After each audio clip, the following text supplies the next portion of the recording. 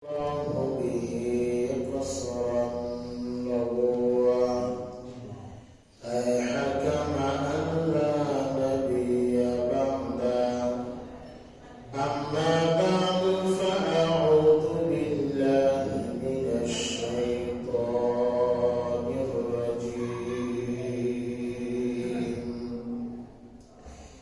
بسم الله الرحمن الرحيم.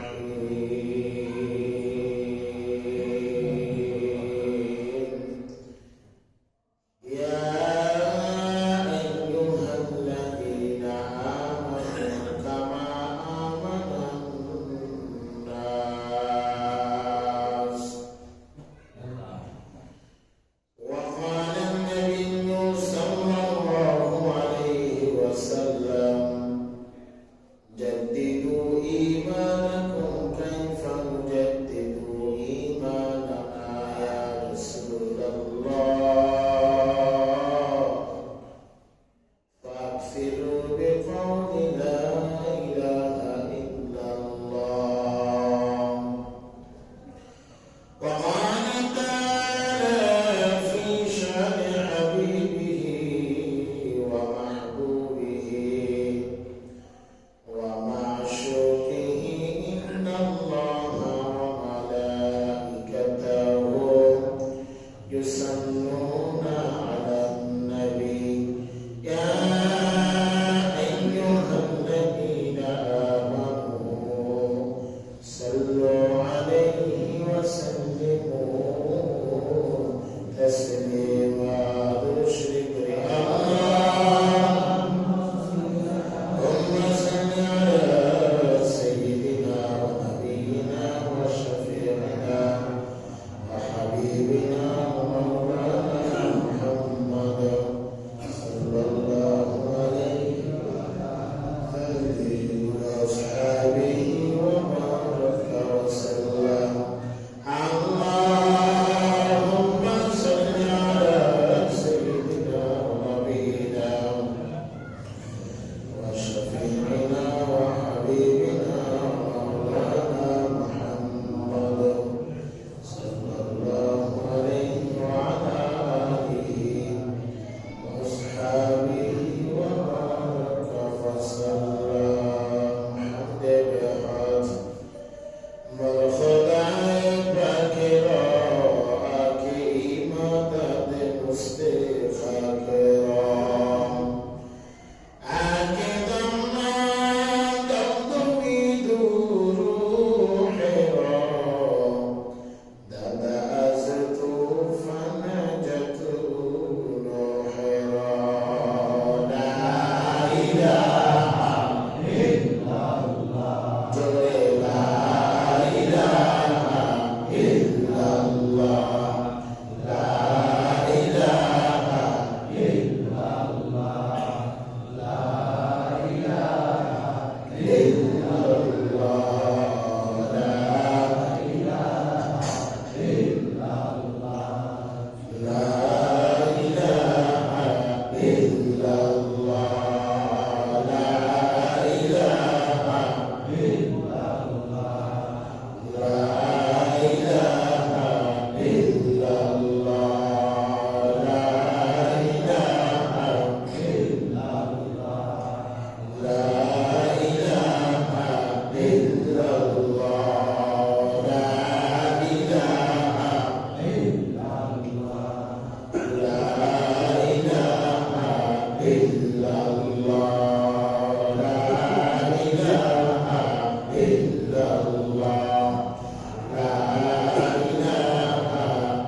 إلا الله.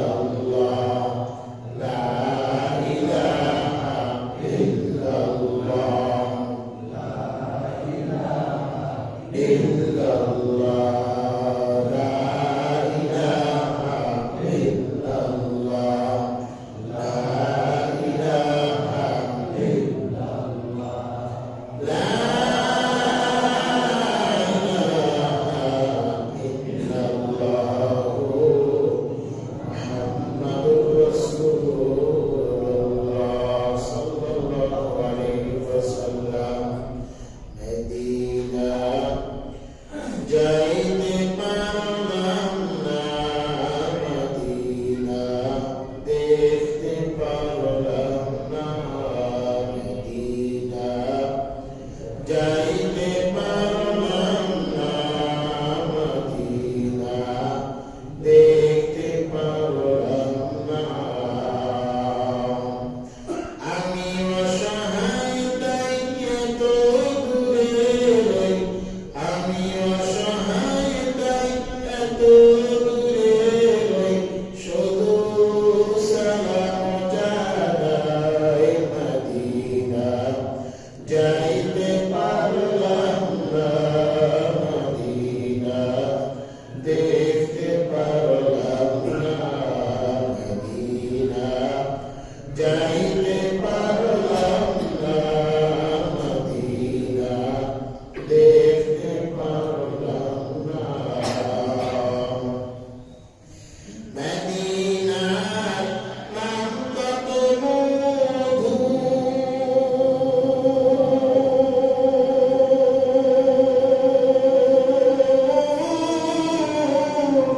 Medina আরো যে কত দূর, ওই মদিনার প্রতিধূলি আমি, ওই মদিনার প্রতিধূলি আমি মাখতে পারলাম না মদিনা, যাইতে পারলাম না মদিনা, দেখতে পারলাম না মদিনা, যাইতে পারলাম না মদিনা, দেখতে পারলাম না। মদিনার নাম কত সুন্দর,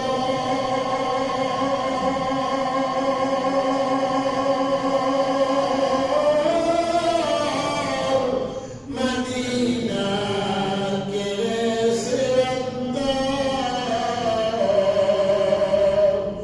পাখির নাই ডানা থাকিলে, পাখির নাই ডানা থাকিলে উড়ে যেতাম মদিনা, যাইতে পারলাম না মদিনা, দেখতে পারলাম না মদিনা, যাইতে পারলাম না মদিনা, দেখতে পারলাম না। আল্লাহ পাক মক্কা মদিনার জন্য কবুল করে, সবাই বলুন আমিন। আল্লাহ শুকরিয়া আদায় করি সে মহান রবের দরবারে যে আল্লাহ পাক রব্বুল আলামিন পৃথিবীর সমস্ত ব্যস্ততা কার্যক্রম উপেক্ষা করে তেনার মহান হুকুম পবিত্র জুমার নামাজ আদায়ের লক্ষ্যে আল্লাহ মসজিদে জরুরি মহব্বতের সাথে আসবার বসবার তৌফিক এনায়েত করেছেন। সে মহান রবের দরবারে সকলেই দিল থেকে কালিমাতে শুকর আদায় করি, বলে আলহামদুলিল্লাহ। আল্লাহ মোহতারাম হাজিরিন, পবিত্র জুমার অত্যন্ত ফজিলতপূর্ণ একটি দিন। এই দিনকে আমরা যাতে করে অবহেলার নজরে না কাটিয়ে দিই, সময়কে গুরুত্ব না দিয়ে অনর্থক অযথা কাজের মধ্যে না কাটিয়ে দিই। রাসূল আরবি সাল্লাল্লাহু আলাইহি ওয়াসাল্লাম জুমার দিনকে অত্যন্ত গুরুত্ব সহকারে জুমার দিনকে আদায় করার সময়গুলোকে ব্যয় করার কথার জন্য বলা হয়। তো জুমার দিনের সমস্ত কার্যক্রমগুলোকে রুটিন মাফিক করা যায়। রাসূল আরবি ইরশাদ ফরমান, তোমরা জুমার দিনে বেশি বেশি আমল করো, দুরূদের আমল। সাধারণত আমল বেশি পরিমাণ করার কথা বলা হয় না, বলা হয় কোয়ালিটি পূর্ণ আমল করার জন্য। কিন্তু সরকারে তো আলম বলেন, এই জুমার দিন যখন এসে পড়ে, বৃহস্পতিবার মাগরিবের পর থেকেই শুক্রবার মাগরিবের আগ পর্যন্ত এই 24টা ঘন্টা অত্যন্ত ফজিলতপূর্ণ সময়। এই সময় থেকে তোমরা বেশি বেশি পরিমাণ দুরূদের আমল করো, এবং যারা বেশি পরিমাণ দুরূদের আমল করবে আল্লাহ পাক এই দুরূদের হাদিয়া রাসূলের রওজা আখায় পৌঁছে দেবে। সুবহানাল্লাহ। এর দ্বারা বোঝা জন্য সরকার ও আলমের নিকট এই দুরূদের সংবাদ পৌঁছে দেওয়ার জন্য বিশেষ এক ফেরেশতা আল্লাহ সুবহানাহু ওয়া তাআলা নিয়োজিত রেখেছেন। সে তার কাজ সেখানে করতে থাকে, আদায় করতে থাকে। রাসূল আলাইহিস ফরমান, কেউ যদি দুরূদের আমল বেশি পরিমাণ করে, আল্লাহ পাক রব্বুল আলামিন তার আমলনামায় 10টি নেকি লিখে দেন। বলেন না সুবহানাল্লাহ। এবং শুধু সেটাই নয়, 10টি গুনাহ তার আমলনামা থেকে মুছে ফেলা হয় এবং আল্লাহ পাকের পক্ষ থেকে 10টি রহমত তার উপর অবতীর্ণ হয়। সুবহানাল্লাহ। এই জন্য আমরা দুরূদের আমল বেশি বেশি করব ইনশাআল্লাহ। আল্লাহ পাক কবুল করুন, বলেন আমিন। দুরূদের আমল রাসূল আলাইহিস সাল্লাল্লাহু আলাইহি ওয়াসাল্লামের শাফাআতকে আপনার আমার উপর ওয়াজিব করে দিন। যার যত বেশি পরিমাণে ইশক, ভালোবাসা, মহব্বত থাকবে, সে তত বেশি পরিমাণ দুরূদের আমল করবে। দুরূদ ইব্রাহিম করতে পারি, অথবা সংক্ষিপ্ত আকারে যদি আমরা চাই যে হাঁটতেছি, চলতেছি, সাল্লাল্লাহু আলাইহি ওয়াসাল্লাম সাল্লাল্লাহু আলাইহি ওয়াসাল্লাম, এই সংক্ষিপ্ত দুরূদটাও যদি কেউ পড়ে, তারপরে দুরূদের হক আদায় হয়ে যাবে। এই জন্য আমরা বেশি বেশি দুরূদের আমল করার চেষ্টা করি। রাসূলের নিকট তেনার প্রিয় উম্মত হিসেবে যাতে করে নিজেদেরকে পরিচয় দিতে পারি, আল্লাহ পাক আমাদের প্রত্যেককে রাসূল আরবীর প্রিয় উম্মত রূপে আল্লাহ পাক কবুল করেন। সকলে আবার বলেন আমিন। মুহতারাম হাজিরিন, পবিত্র কালাম থেকে যে আয়াতে কারিমা তেলাওয়াত করলাম, আল্লাহ সুবহানাহু ওয়া তাআলা ইরশাদ ফরমান, আমিনু কামা আমানান নাস। হে আমার ঈমানদার বান্দা বান্দীরা, তোমরা ঈমান আনয়ন করো তাদের মতো, তারা যেমনি ভাবে ঈমান আনয়ন করেছে। তারা বলতে কারা? তারা বলতে বোঝানো হয়েছে হযরত সাহাবায়ে কেরামগণদেরকে। হযরত সাহাবায়ে কেরামগণ যেমনি ভাবে ঈমান আনয়ন করেছেন, হাজারো প্রতিকূলকে উপেক্ষা করে রাসূল আরবীর আদর্শটাকে নিজেদের হায়াতের জিন্দেগির গাইডলাইন বানিয়ে নিয়েছেন।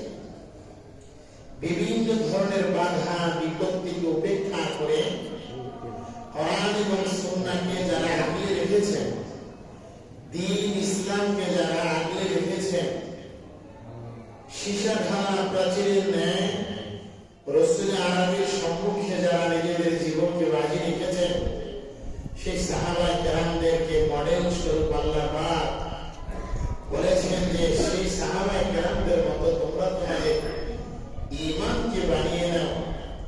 আমিনু কামা আমানান নাস।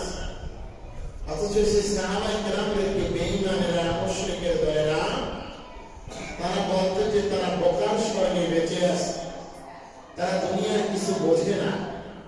হযরত সাহাবায়ে কেরামগণ এতটাই শক্তিশালী ছিলেন, ঈমানের ব্যাপারে, কোরআনের ব্যাপারে, রাসূলুল্লাহ দৌহিক ঘটনের উপর যদি কেউ আঘাত হানতে চাইত, তাহলে সেটার বিরুদ্ধে তারা সীসা ঢালা প্রাচীরের ন্যায় দাঁড়িয়ে যাইত যে নিজের জীবনকে আমরা বাজি রাখবো, তারপরে রাসূল আরবীর উপর একটি ফুলের টোকা আমরা পড়তে দেব না। সকলে বলে সুবহানাল্লাহ। ইয়া আইয়ুহাল্লাযীনা আমানু, হে ঈমানদারগণেরা, তোমরা ঈমান আনয়ন করো কামা আমানান নাস, সাহাবায়ে কেরামদের ঈমানের মতো। সরকার দো আলম হাদিস শরীফের মধ্যে ইরশাদ ফরমান, জাদ্দিদু ঈমানাকুম, তোমরা তোমাদের ঈমানকে নবায়ন করো, তোমরা তোমাদের ঈমানকে তাজা করো। মসজিদে নববীর ভিতরে বসিয়া, মেম্বরের ভিতরে বসিয়া সরকার দো আলম আলোচনা করতেছিলেন, বয়ান করতেছিলেন। এক পর্যায়ে পয়গম্বর আলামিন বলেন, জাদ্দিদু ঈমানাকুম, হে সাহাবায়ে কেরামের দলেরা, তোমরা তোমাদের ঈমানকে নবায়ন করো, নবায়ন করো, প্রস্তুতি করো। উপস্থিত সাহাবায়ে কেরাম দল থেকে প্রশ্ন হইল, কাইফা নুজাদ্দিদু ঈমানানা, ইয়া রাসূলুল্লাহ, আমরা আমাদের ঈমানকে কিভাবে নবায়ন করব? আমরা আমাদের ঈমান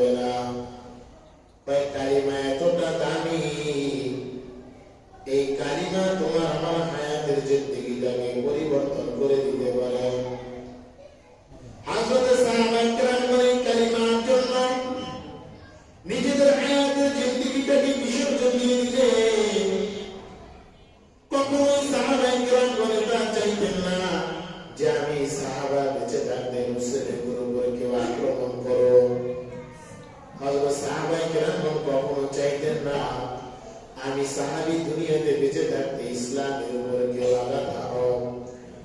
হযরত সাহাবা একরাম কখনো চাইতেন না আমি সাহাবার দিকের মধ্যে এক ফোঁটা এক বিন্দু রক্ত থাকতে কেউ আমার রাসূলের দিকে কেউ বাঁকা নজর দিয়ে তাকায়। এই সমস্ত বিষয়গুলো যখন করা হয় তখন হায়াতের জিন্দেগিটার ভিতরে চেতনা জাগানো দরকার ছিল যে আমার কোরআন, আমার ইসলাম, আমার দ্বীনকে নিয়ে যদি কেউ ব্যঙ্গ করতে চায়, আমার রাসূলের আদর্শ নিয়ে যদি কেউ ব্যঙ্গ করতে চায়, তাহলে আমি রাসূলের উম্মত হিসেবে দুনিয়াতে বেঁচে থাকতে ইসলামের উপর কাউকে আঘাত হানতে দেব না। কথা বলা ঠিক কিনা? এটাই ছিল আমাদের সাহাবায়ে কেরামদের আদর্শ, এটাই ছিল সাহাবায়ে কেরামদের নীতি। হযরত বেলালকে উমাইয়া ইবনে খালিদ কি পরিমাণ কষ্ট দিল!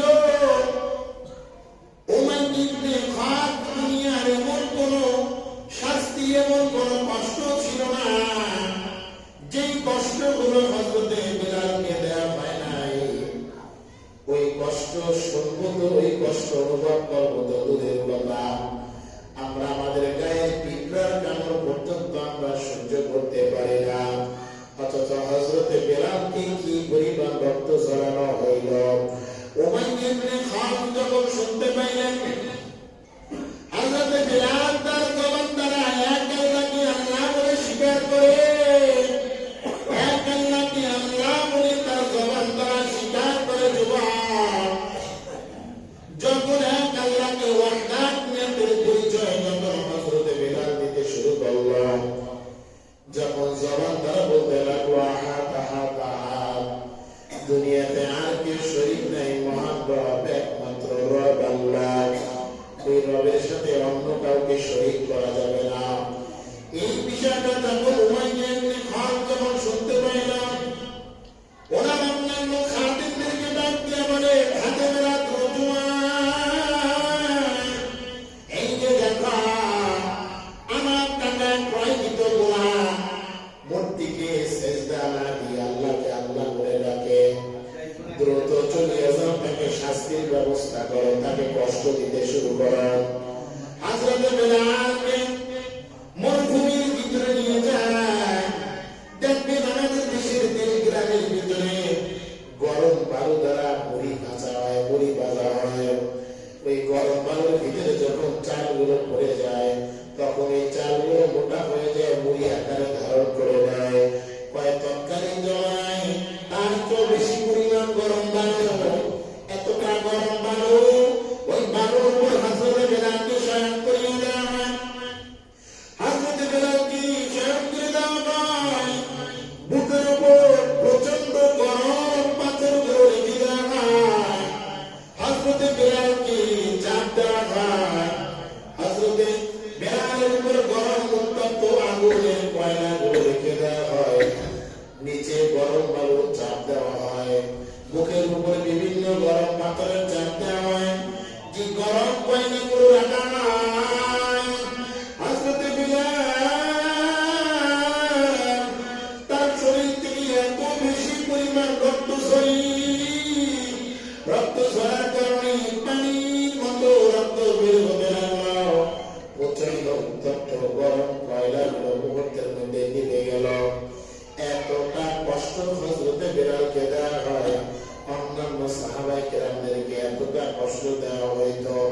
এই কথা বলার দ্বারা আমি একটা কথা আপনাদেরকে বুঝাইতে চাই, এত এত শাস্তি দেওয়ার পর হযরত সাহাবায়ে কেরাম কোনদিন তাদের জবান দ্বারা বলেন নাই, না আমি এক আল্লাহকে আল্লাহ বলে মানব না, আমি আমার রাসূলকে, আমি আমার আদর্শের মডেল বানাইব না, এই কথা কোনদিন বলেন নাই।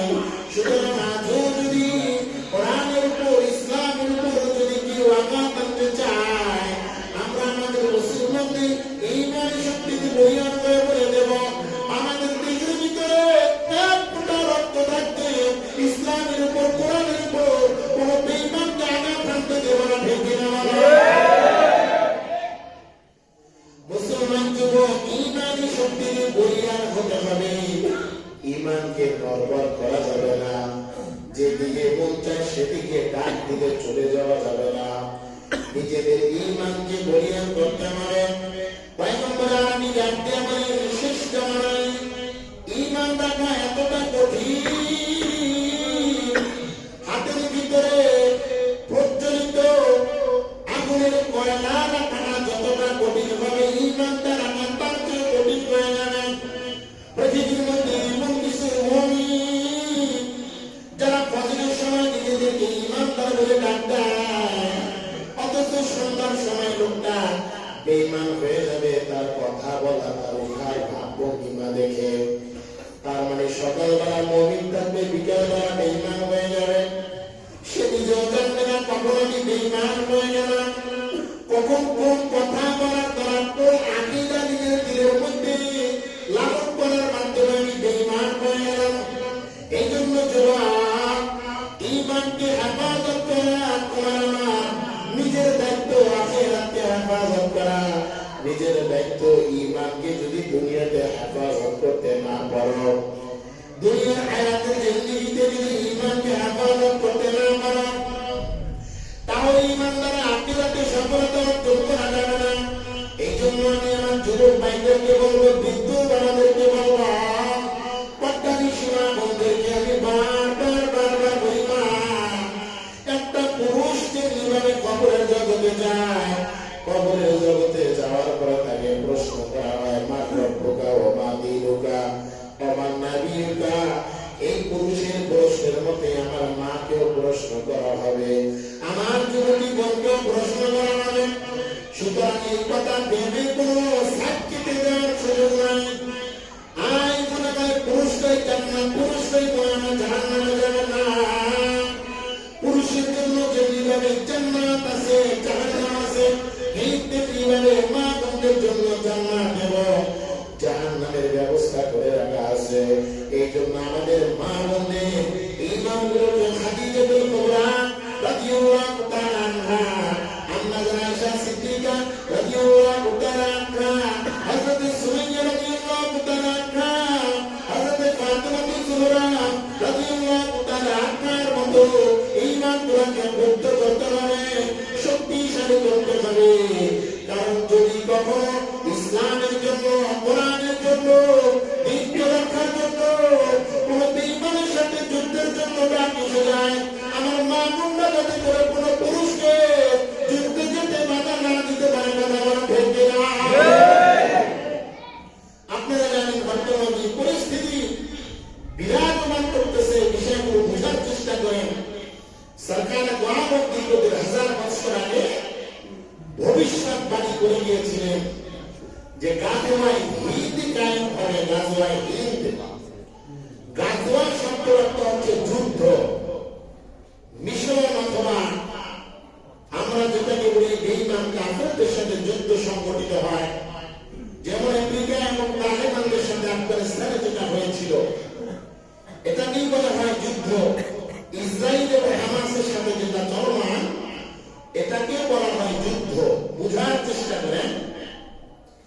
সরকার দ্বারা ভবিষ্যৎবাণী দিয়ে গেলেন যে গাজওয়ায়ে হিন্দ কায়েম হবে, অর্থাৎ হিন্দুস্তানের এরিয়ার ভিতরে মুসলিম এবং মুসলমানদের ভিতরে একটা যুদ্ধ কায়েম হবে। পৃথিবীর সর্ববৃহৎ যুদ্ধ যেটাকে বলা হয়। মুফাসসিরিন ইকরামগণ বলেন বদরের যুদ্ধের সাথে যেটা অনেকটাই মিল হবে, অর্থাৎ অত্যন্ত ভয়ঙ্কর রূপ যে যুদ্ধটা ধারণ করবে। সরকার এবং সাহাবা কেরাম উপস্থিত ছিল মজলিসের ভিতরে। মসজিদে আরবি মসজিদে নববী থেকে বের হওয়ার পরে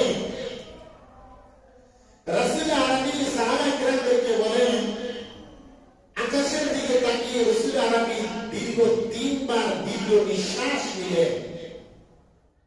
একটি মানুষ যখন চিন্তিত থাকে তখন দেখবেন কিছুক্ষণ পর পরে দীর্ঘ নিঃশ্বাস সে আদান প্রদান করে। রাসূল আরবি পূর্ব দিক থেকে তাকিয়ে দীর্ঘ নিঃশ্বাস আদান প্রদান করতেছিলেন। হযরত সাহাবায়ে কেরামগণ রাসূল আরবির অস্বাভাবিক অবয়ব দেখে হতভম্ব হয়ে গেলেন। কি ব্যাপারে রাসূলুল্লাহ এমন পরিস্থিতি আপনার পূর্বে কখনো দেখি নাই। আপনি পূর্ব দিকটাকে দীর্ঘ নিঃশ্বাস নিতেছিলেন, কারণটা কি? হযরত সাহাবায়ে কেরামগণ এই প্রশ্ন করার পরে রাসূল আলামির পক্ষ থেকে জবাব এসে পড়ল, হে সাহাবায়ে কেরাম দলেরা, আমি দেখতে পাচ্ছি পূর্ব দিকে বিশাল আকার একটি যুদ্ধ কায়েম হচ্ছে, আর সেই ভয়াবহ যুদ্ধের ভিতরে সর্বশেষ আল্লাহ পাক মুসলমানদেরকে বিজয় দান করে। মহতরম হাজির, মুসলমানদেরকে বিজয় দান করবে। বাদ এখানে যে বিষয়টা বোঝায় দরকার, হিন্দুস্তান কাকে বলা হয় এটা আপনাকে বুঝতে হবে। বর্তমান ভারত, পাকিস্তান, মায়ানমার, ভুটান সহ যে মুসলিম দেশের উপমহাদেশের ভারতীয় উপমহাদেশ যেটাকে বলা হয়, এটাকেই তৎকালীন সময় বর্তমান তো ভাগ হয়ে আছে, তখনই সমগ্র রাজ্যগুলোকে দেশগুলোকে ভারতীয় উপমহাদেশ বলা হইতো, এক নামে যাকে হিন্দুস্তান নামে বলা হয়, হিন্দ যাকে বলা হইতো। সেই দিকে খেয়াল করে হিন্দুস্তান এই সমগ্র দেশগুলোকে বলা হইতো। ভুটান এবং মালয়েশিয়া এবং আমাদের মায়ানমার, বাংলাদেশ, ভারত সহ এই রাষ্ট্রগুলোকে, পাকিস্তান সহ, আফগানিস্তান সহ এই গোটা কয়েক রাষ্ট্রকে বলা হতো হিন্দ। সেই দিকে খেয়াল করে বলা হয় হিন্দুস্তান। বুঝার চেষ্টা করেন, আপনি আপনার রাজনৈতিক মতাদর্শের দিক দিয়ে আপনি বিরাজমান থাকতে পারেন, কিন্তু রাসূল আরবীর ১,৫০০ বছর আগে আপনার আমার সম্পর্কে যে ভবিষ্যৎবাণী দিয়ে গেলেন, সেই ভবিষ্যৎবাণীর ভিতরে কিন্তু রাসূল আরবী বলেন নাই যে কে আমলি, কে বিরোধী, কে হেফাজত, কে তাবলীগ, কে চরমনাই, কে কোন দল, সেটা কিন্তু বলা হয়নি। রাসূল আরবী বুঝাইতে চান যে সেখানকার সময়টা যখন হয়ে যাবে, তখন যুদ্ধ হবে কাফের এবং মুসলমানদের সাথে। কাফের এবং মুসলমানদের সাথে যখন যুদ্ধ কায়েম হবে, তখন মুসলমানদের ভিতরে ৩টা গ্রুপ হয়ে যাবে। বোঝার চেষ্টা করে, ৩টা গ্রুপ হয়ে যাবে। আমি কেন বললাম যে আপনি আপনার ইমানটাকে তাজা করেন, শক্তিশালী করেন? বেঈমানের পক্ষ থেকে যখন ইসলামের উপর আঘাত হানবে, তখন বাঘের মতো হুঙ্কার দিয়ে আপনি ময়দানে ছেপে ঝাঁপিয়ে পড়েন। আরে ভাই, আপনার বাবা দিদি গাড়ি দিয়ে অযথা অনর্থ। যদি আপনি আপনার বাবার সব সন্তান হয়ে থাকেন, তাহলে আপনি আপনার বাবার গাড়ির প্রতিশোধ নেওয়ার জন্য আপনি তার উপর ঝাঁপিয়ে পড়েন। কারণ আপনি সহ্য করতে পারেন না যে আপনার বাবাকে কি গালি দেন, আপনার বাবাকে কি অপমান দেন, মিথ্যা তহমত দেন, এটা আপনি চান না। যার কারণে আপনি আপনার বাবার গালি দাতার উপর আপনি ঝাঁপিয়ে পড়েন। ঠিক তেমনি ভাবে যদি আপনি একজন সাচ্চা মুমিন হয়ে থাকেন, রাসূল প্রেমিক হয়ে থাকেন, কোরআন প্রেমিক হয়ে থাকেন, আল্লাহর বান্দা হয়ে থাকেন, তাহলে ইসলামের উপর যদি কেউ আঘাত হানে, কোরআনের উপর যদি কেউ আঘাত হানে, দ্বীনের উপর যদি কেউ আঘাত হানে, তাহলে আপনি কোন মতাদর্শিত সেটা আপনি দেখার কোন সুযোগ আপনার নাই। সেটা আপনি দেখলে আপনার অত্যন্ত বোকামি করবেন। এখন যদি আপনি দেখেন যে সেখানে গিয়ে আমার নেত্রী ডাক দিল কিনা, আমার নেতা ডাক দিল কিনা, লাস্ট ফাইনাল ইয়ার যে খেলাটা হবে সেখানে আপনার নেতা নেত্রী ডাকবে না, সেখানে ফাইনাল খেলা হয়ে যাবে বেঈমান এবং মুশরিক এবং মুসলমানদের সাথে খেলা হবে। রাসূল আলাইহিস ফরমান, গাজওয়ায়ে হিন্দ অর্থাৎ হিন্দুস্তানের এরিয়ার ভিতরে যে যুদ্ধটা শুরু হবে, যুদ্ধ শুরু হওয়ার পরে মুসলমানরা 3টা ভাগে বিভক্ত হয়ে যাবে।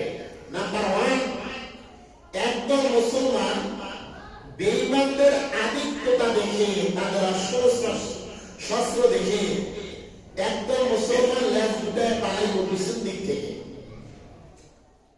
এখন যদি আপনি পানাগড় গ্রুপের ভিতরে পড়ে যান যে না, তো এখানে বিজয় লাভ করা যাবে না, বিজয় লাভ করা যাবে না, পালাই, আপনি পিছন দিক আসলেন মানে জাহান্নামের গর্তের ভিতরে পড়ে গেলেন।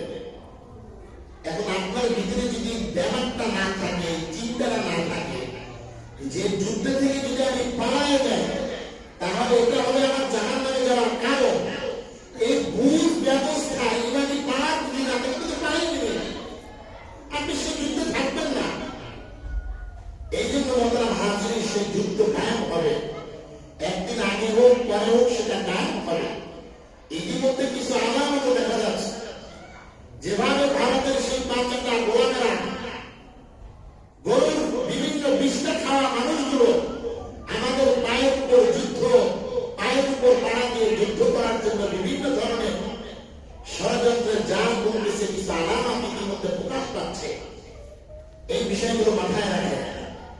দ্বিতীয় নাম্বার আর একটা গ্রুপ হবে, সেই গ্রুপটা কঠোর পরিশ্রমতার সাথে সাহসিকতার সাথে যুদ্ধ চালিয়ে যাবে এবং যুদ্ধ করতে করতে করতে করতে বিশাল একটি অংশ শাহাদাত বরণ করে মহান রবের জান্নাতে চলে যাবে। বলেন না সুবহানাল্লাহ। আরেকটা গ্রুপ থাকবে যারা শাহাদাত বরণ করবে না, আল্লাহ পাক তাদের হায়াতের মধ্যে বারাকা দান করবেন, তারা যুদ্ধ চালিয়ে যাবে। সেই যুদ্ধ চলতে চলতে চলতে চলতে এমন পরিস্থিতি কায়েম হবে, আল্লাহ পাক হিন্দুস্তানের সমস্ত মুসলমানদেরকে বিজয় মালা গলায় পড়ায় ঘরে ফিরে দেবে। সুবহানাল্লাহ। কিন্তু সেই সংখ্যাটা হবে অনেক কম, কারণ বেঈমানদের তাদের অস্ত্র শস্ত্র দেখে এক ভাগ পালিয়ে যাবে, আর এক ভাগ যুদ্ধ চালিয়ে যাবে।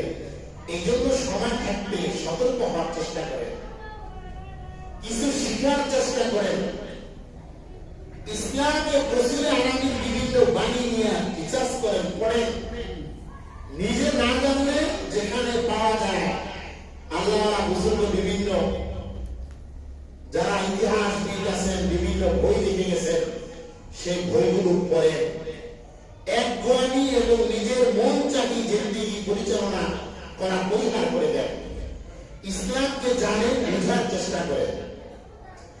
আপনারা জানেন যখন গৌর গোবিন্দের সাথে যখন মুসলমানদের যুদ্ধ শুরু হয়ে যায়, শাহজালাল ইয়ামনি রহমাতুল্লাহ আলাইহি যখন ওনার 360 আউলিয়া, অনেকে আউলিয়ার নাম শুনতে পারে না, আল্লাহওয়ালা বুজুর্গদের নাম শুনতে পারে না। আরে বাবা, আজকে যে আপনি আল্লাহওয়ালা বুজুর্গদের বদনাম করেন, এই দেশে ইসলাম আছে আল্লাহওয়ালা হাতে ঢুকে যায়, অনেকে আল্লাহওয়ালাদের নাম শুনতে পারে না। আরে বাবা, যদি শাহজালাল ইয়ামনি রহমাতুল্লাহ আলাইহি কুখ্যাত সন্ত্রাস গৌর গোবিন্দের সাথে যুদ্ধের ময়দানে না নামতেন, যদি বিজয়ের বেলা ফিরিয়ে না আনতে পারতেন, আপনার আমার কোন অস্তিত্ব থাকতো? কোন অস্তিত্ব থাকতো না। এই জন্য আল্লাহওয়ালা বুজুর্গ তাদের ঈমান, তাদের ইতিহাস, তাদের ঐতিহ্য জানেন, বোঝার চেষ্টা করেন। শাহজালাল ইয়ামনি রহমাতুল্লাহ আলাইহি লক্ষ্য করতেছিলেন অযথা অনর্থক গৌর গোবিন্দের পক্ষ থেকে বিভিন্ন ভাবে যুদ্ধের সরঞ্জাম গুলো বেঁচে উঠতেছে।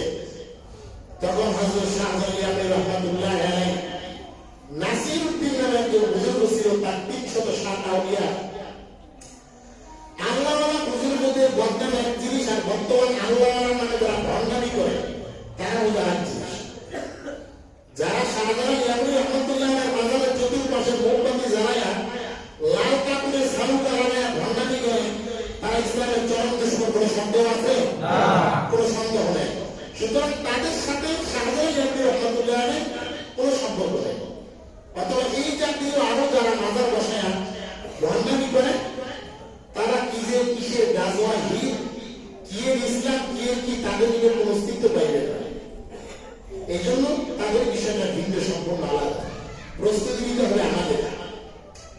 শাহজালাল ইয়ামনি রহমাতুল্লাহ আলাইহি তার ছাত্রদের মধ্যে অন্যতম নাসিরউদ্দিন ছিল। তাদের ইমানি পাওয়ারটা কত ছিল দেখেন। শাহজালাল ইয়ামনি রহমাতুল্লাহ আলাইহি যখন দেখলেন যে যুদ্ধ বেঁচে যাবে, তারপর এসে পৌঁছেছে হযরত শাহজালাল ইয়ামনি রহমাতুল্লাহ আলাইহি বললেন, এই নাসিরউদ্দিন, ঘুম থেকে ওঠো, পাহাড়ের পাদদেশে গিয়ে তুমি আযানের ধ্বনি শোনাইতে শুরু করো। শাহজালাল ইয়ামনি রহমাতুল্লাহ আলাইহি নির্দেশনা পাইতে দেরি হয়। হযরতে নাসিরউদ্দিন আল্লাহওয়ালা বুজুর্গ পাহাড়ের পাদদেশে দাঁড়িয়ে আযান দিতে দেরি হয়। বেঈমানদের কুখ্যাত লিডার গৌর গোবিন্দের প্রাসাদ গুলো জমিনের সাথে ভাঙতে দেরি হয়। সুবহানাল্লাহ। এটা ছিল বুজুর্গদের ইমানি পাওয়া, ইমানি শক্তি। সুতরাং যখন ইসলামের উপর আঘাত আপনি কান খান যান, আপনি অন্যদিক টাকায় চলে যান, আপনার ভিতরে কোনো ভাবসাব নাই, কোনো চেতনা নাই, টেনশন নাই। এই জন্য এই বিষয়গুলো ইমান দুর্বল থাকার আলামত। কে কখন কোথা থেকে ডাক দেয় সেটা নয়। ইসলামের পক্ষে যদি হয়, দেশের পক্ষে যদি হয়, কোরআন রক্ষার পক্ষে যদি হয়, সেখানে কে ডাক দিলে সেটা দেখবো না। আমি আমার দেশকে রক্ষার জন্য, আমি আমার মুসলিমকে রক্ষার জন্য, আমি আমার কোরআনকে রক্ষার জন্য যে কোনো মূল্যে হোক, যে কোনো সময় আমি ঝাঁকিয়ে দেবো। মহতারাম হাজিরিন, আপনারা অনেকে অবগত আছেন ভারতের সেই বিভিন্ন ধরনের গেরুয়া বাহিনীর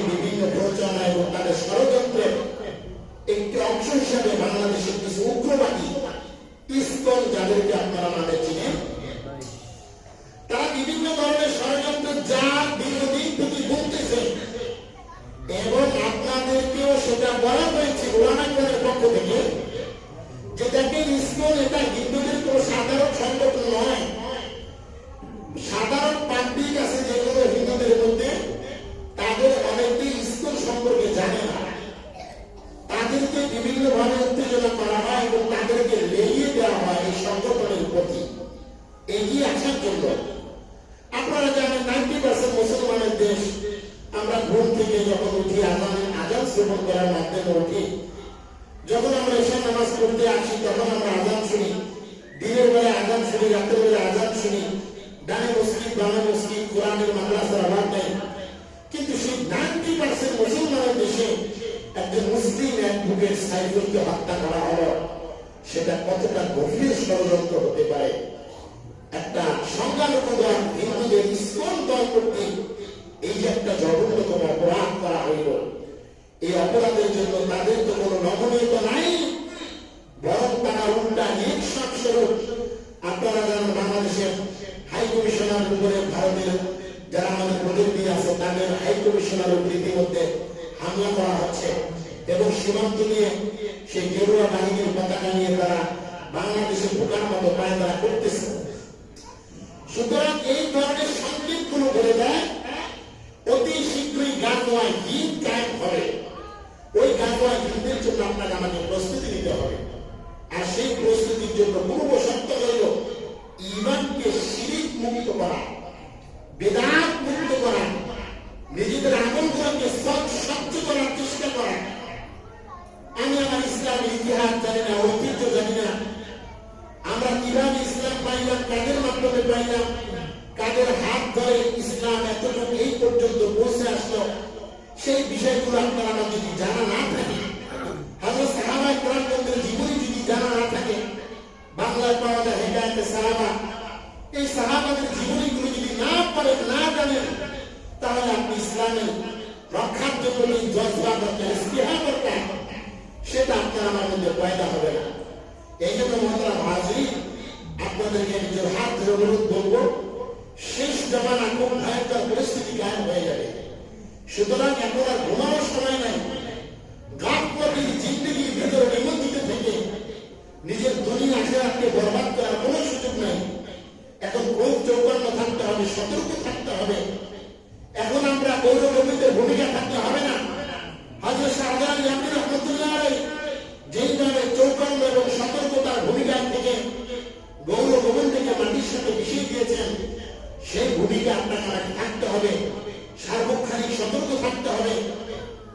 তাদের কোন ধরনের ষড়যন্ত্র আমার বাংলার মাটিতে, যে মাটিতে সৈয়দ ফজলুল করিম রহমতুল্লাহ আলাইহি ঘুমায়, যে মাটিতে শাইখুল হাদিস রহমতুল্লাহ আলাইহি ঘুমায়, যে মাটিতে আমির সাহেব রহমতুল্লাহ আলাইহি ঘুমায়, যে মাটিতে হাফিজ জুদুর রহমতুল্লাহ আলাইহি ঘুমায়, যে মাটিতে কারি ইব্রাহিম সাহেব রহমতুল্লাহ আলাইহি ঘুমায়, হাজারো ওলি আউলিয়া কিরামগণ ঘুমায়, হাজারো বুজুর্গরা ঘুমায়, ওই মাটিকে নিয়ে ভারতের মাটিকে যদি কোনো ষড়যন্ত্র করা হয়, সেই ষড়যন্ত্রকে বাস্তবতা উদ্ধার করে দেওয়া হবে। মোহতারাম হাজিরিন, ভারতের পক্ষ থেকে বলা হয় যে কোন ধরনের চিকিৎসা তারা দেবে না। আচ্ছা, যদি বাংলাদেশ থেকে যদি চিকিৎসা আনার জন্য যায়, তারা কি আমাদেরকে মাগনা চিকিৎসা দেয়? বলেন কথা বলে মাগনা দেয়? টাকা দেয়, টাকার বিনিময়ে তারা আমাদেরকে চিকিৎসা দিত। কিন্তু এখন যদি তারা সেখানে যেতে না দেয়, আমরা মানুষই দেবো, তার জন্য তো চিকিৎসা এবং আলাপ হচ্ছে। তারা আমাদেরকে পেঁয়াজ দিবে, আরে বাবা পেঁয়াজ তো আমরা মাগনা আনি না। তারা আমাদেরকে চিনি দিবে না, চিনি তো মাগনা আনি না, টাকা দিয়ে আনি। যদি ভারতের মাটি থেকে পেঁয়াজ এবং তরকারি সহ বিভিন্ন আসবাব দিতে বাধা প্রদান করা হয়, আমরা পাকিস্তান থেকে আমাদের প্রয়োজন বিজয় করার জন্য মনে রাখবেন, এই পাকিস্তানকে আমাদের শত্রু বানানো হয়েছে আর এই ভারতকে বন্ধু বানানো হয়েছে। প্রকৃতপক্ষে কখনোই পাকিস্তান আমাদের চির শত্রু ছিল না, সেটা একটি মুসলিম কান্ট্রি দেশ। তারা আমাদের কেন শত্রু হবে? কোন মুসলমানের শত্রু হতে পারে না, কিন্তু তাদেরকে শত্রু বানানো হয়েছে। এ সমস্ত আমাদের ব্যক্তিগতভাবে আমাদের মুসলমান জাতির ভিতরে রসুল আরবি ফরমান মুসলিম ও কাদার সাথে পৃথিবীর সমস্ত মুসলমান একটা অঙ্গের মতো, একটা জিসিমের মতো। পৃথিবীর কোন প্রান্তে যদি একটা মুসলমান আক্রান্ত হয়ে যায়, সে মুসলমানদের জন্য সমস্ত পৃথিবীর মুসলমানরা কান্না করবে, ব্যথায় ব্যথিত হবে। সুতরাং সাইফুলকে যেভাবে নৃশংসভাবে হত্যা করা হয়েছে, সেই দৃশ্যগুলো এখনো চোখে আসলে নিজেদেরকে ঠিক রাখা কষ্টকর হয়ে যায়। একবার নিজের দেমাগকে জিজ্ঞেস করেন, ওই হত্যাটা যদি আপনার সন্তানকে করা হইতো, ওই হত্যাটা যদি আপনার ভাতিজাকে করা হইতো, ওই হত্যাটা যদি আপনার ছোট সন্তানকে করা হইতো, ওই হত্যাটা যদি আপনার আত্মীয়কে করা হইতো, আপনার ভিতরে কি পরিমাণ অগ্নিকাণ্ড প্রজ্বলিত হইতো, সেই বিষয়টা সামনে রেখে এই গেরুয়া বাহিনীর বিরুদ্ধে, বিশেষ করে ইসকনের বিরুদ্ধে আমাদের আর কোনো নমনীয়তা চলবে না। আমরা নমনীয়তা তার প্রান্তে বসতে বসতে আজকে তারা আমাদেরকে হত্যাকাণ্ডের প্রান্তে বসে গেছে। আমাদের আর নমনীয় হওয়া যাবে না। যে কোনো মূল্য হোক সাইফুল হত্যার বিচার বাংলার ট্রাইব্যুনালে করতেই হবে। কথা বলতে এই বেইমানদেরকে ছাড় দিতে দিতে তারা আজকে মাথায় উঠে গেছে। মহতারাম হাজির, এই জন্য সর্বশেষ কথা, ইমানকে পরিপূর্ণ করার চেষ্টা করেন, পাকা করেন, ইসলামের ইতিহাস জানেন, কোন দুনিয়াবী লোকের কথায় কোরআন এবং সুন্নাহ থেকে দূরে সরে যাবেন না। মহতারাম হাজির, বিভিন্ন ষড়যন্ত্র করা হচ্ছে দেশের ভিতরে। এই ষড়যন্ত্রের বিষয়গুলোকে প্রতিবাদ করার জন্য আজকে আমাদের শাহী মসজিদের পাশে হযরত ওলামা ইকরামের নেতৃত্বে একটি বিশাল মিছিল এবং মিটিং এর আয়োজন করা হয়েছে। ওলামা ইকরামগণ থাকবেন, স্থানীয় নেতৃবৃন্দ থাকবেন। সেখানে আমরা উপস্থিত হয়ে ভারতকে আমরা জানিয়ে দিতে চাই যে দেশের ব্যাপারে, ইসলামের ব্যাপারে আমরা সকলেই ঐক্যবদ্ধ আছি। আমাদের দিকে চোখ রাখিয়ে তাকাবার কোনো সুযোগ নাই। আমরা তোমাদেরকে ছাড় দেব না। এই বিষয়ে আমরা মেসেজ দিয়ে দেব। সুতরাং আমরা প্রত্যেকেই নামাজ পড়ে শাহী মসজিদের পাশে চলে যাবে ইনশাআল্লাহ। আল্লাহ কবুল করুন। সকল বড় আমিন। রাসূল দাওয়া আলহামদুলিল্লাহ রাব্বিল আলামিন।